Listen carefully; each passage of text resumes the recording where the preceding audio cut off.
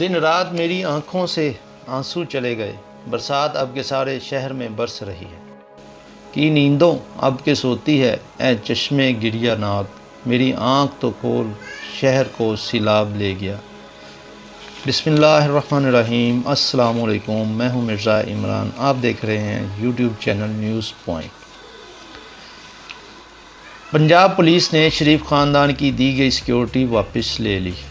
وزیر اعظم شہباز شریف کو سیکیورٹی دی جا رہی ہے، شریف خاندان کو بلا وجہ دی گئی سیکیورٹی واپس لی گئی۔ 500 سے زائد اہلکار سیکیورٹی میں تعینات تھے۔ وزیر داخلہ پنجاب ہاشم ڈوگر کا بیان۔ شفاف الیکشن کی تاریخ طے کریں اور فیصلہ عوام پر چھوڑ دیں۔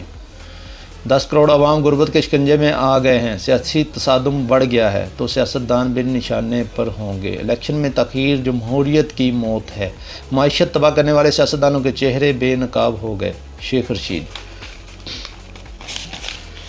قوم کو سمجھ ہے کہ نواز شریف اور آصف زرداری کی بیماری بھاگنے کا بہانہ ہوتی ہے۔ سعودی عرب کی بیماری اور لندن کی بیماری، سیاسی ریاکاری، بزدل نواز شریف آئے یا نہ آئے، اہل ہو یا نہ ہو، اب کوئی فرق نہیں پڑتا۔ شیخ رشید کا ٹویٹ۔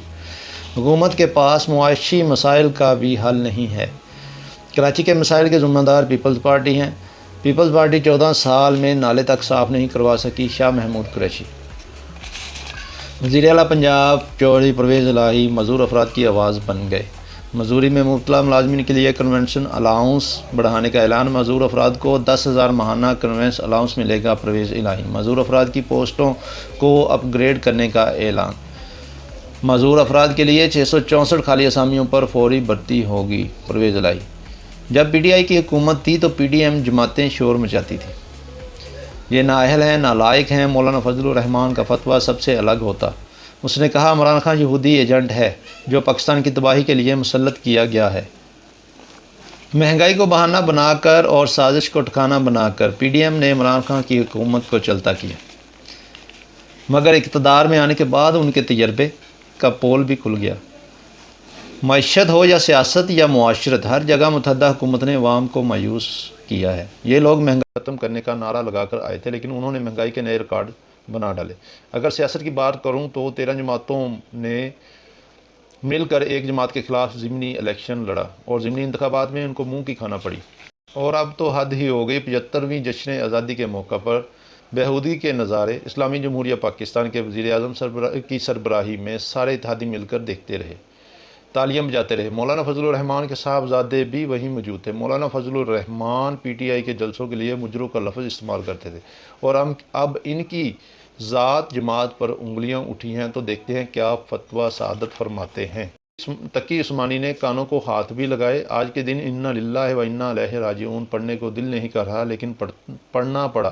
لوگ سیلاب سے مر رہے ہیں لیکن حکومت کی عیاشیاں ختم نہیں ہو رہی۔ اس بے حیا پروگراموں کے لیے کروڑوں کا خرچ کیا گیا، کیا یہ رقم ہم سیلاب زدگان کے لیے خرچ نہیں کر سکتے تھے؟